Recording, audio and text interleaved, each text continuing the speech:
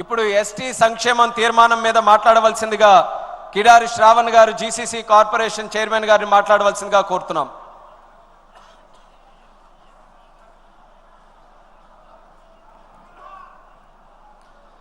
అందరికీ నమస్కారం.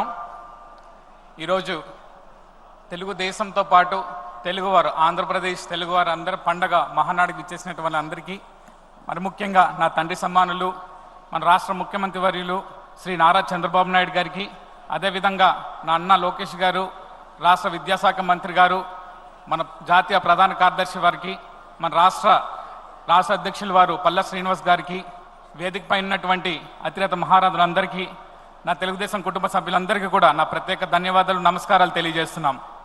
ఈరోజు గిరిజన సంక్షేమం తరపున మాట్లాడడానికి అవకాశం ఇచ్చిన అందరికీ కూడా మరోసారి ప్రత్యేక ధన్యవాదాలు తెలియజేసుకుంటూ, ఒకసారి మనం అందరం కూడా గుర్తు చేసుకోవాలి. సుమారుగా గతంలో తెలుగుదేశం ప్రభుత్వం ఉన్నప్పుడు, ముఖ్యమంత్రిగా శ్రీ నారా చంద్రబాబు నాయుడు గారు ఉన్నప్పుడు అనేక విధాలుగా గిరిజన ప్రాంతాన్ని అంతా కూడా అభివృద్ధి చేసే కార్యక్రమం చేశాం.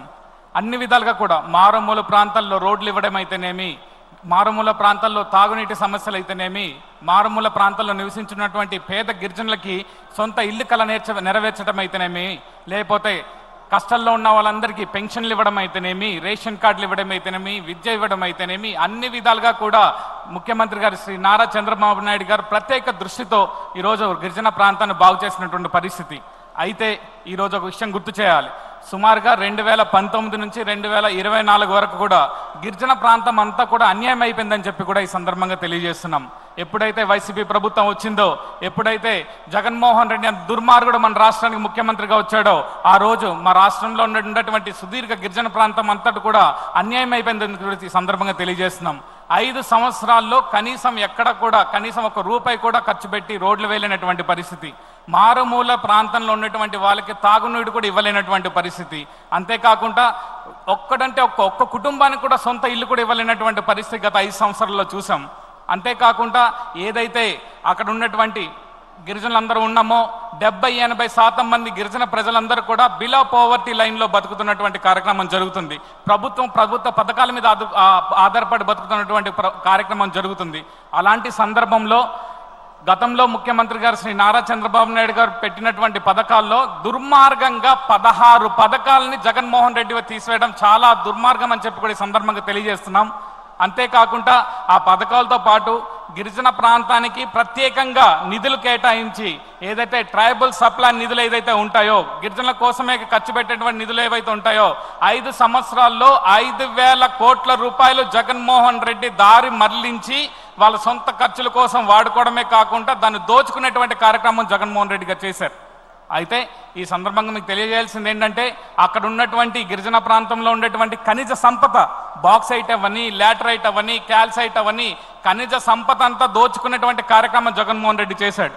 అక్కడ ఉన్నటువంటి బాక్సైట్ని అక్కడ వాళ్ళ బంధువులైనటువంటి వైవి సుబ్బారెడ్డికి, అదేవిధంగా పెన్నా ప్రతాప్ రెడ్డి గారికి అందజెప్పేటువంటి కార్యక్రమం చేయగా, ఇప్పుడున్నటువంటి ముఖ్యమంత్రి గారు రాగానే వస్తూనే బాక్సైట్లో ఉన్నటువంటి అక్కడ ఉన్న ఖనిజ సంపద ఏదైతే ఇల్లీగల్ మైనింగ్ సంపద ఏదైతే ఉందో, ఇల్లీగల్ మైనింగ్ యాక్టివిటీస్ అన్నింటినీ కూడా రద్దు చేస్తూ మన ముఖ్యమంత్రి గారు ఈరోజు ఒక నిర్ణయం తీసుకోవడం జరిగింది.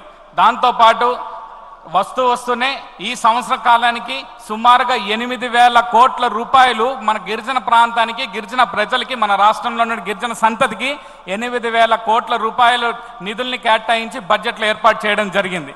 అంతేకాకుండా మారుమూల ప్రాంతాల్లో ఎక్కడ కూడా అన్కనెక్టివిటీ ఉండకూడదు, అంతా కూడా కనెక్టివిటీ ఉండాలి, డోలీ మోతలతో చావులు ఉండకూడదు, ఎక్కడైనా సరే గిరిజన ప్రాంతం అంతా కూడా సుభిక్షంగా ఉండాలనే ఉద్దేశంతో 1,000 కోట్ల రూపాయలు పైగా ఖర్చు చేసి మారుమూల ప్రాంతంలో ఉన్నటువంటి ప్రాంతాలన్నిటికీ కూడా రోడ్లు వేసేటువంటి కార్యక్రమం చేయడం జరిగింది.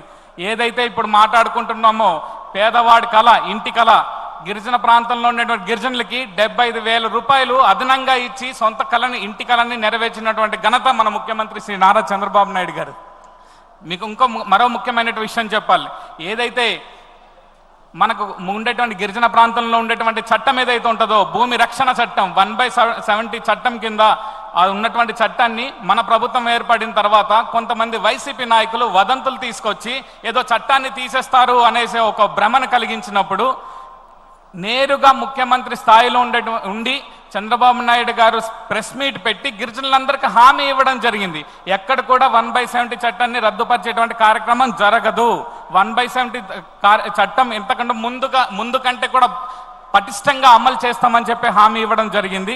అంతేకాకుండా మనందరికీ తెలుసు, ఈరోజు మా గిరిజన ప్రాంత ప్రజలందరూ చాలా మంది వచ్చి ఉన్నారు, కొంతమంది టీవీలో చూస్తుంటారు. మేము అందరూ కూడా చెప్తున్నాం, ఏదైతే మనకు ఆవు పట్టు లాంటి జీవో నెంబర్ 3 గిరిజన ప్రాంతంలో గిరిజనులకే 100% ఉద్యోగ అవకాశాలు కల్పించేటువంటి జీవో నెంబర్ 3, ఈరోజు జీవో నెంబర్ 3ని వైసీపీ వాళ్ళు పట్టించుకోకపోగా సుప్రీంకోర్టులో రివ్యూ పిటిషన్ కూడా వేయలేని పరిస్థితిలో ఈరోజు వచ్చిన సంవత్సర కాలంలోనే ముఖ్యమంత్రి గారు చొరవ చూపుకొని మంత్రి గారిని పెట్టి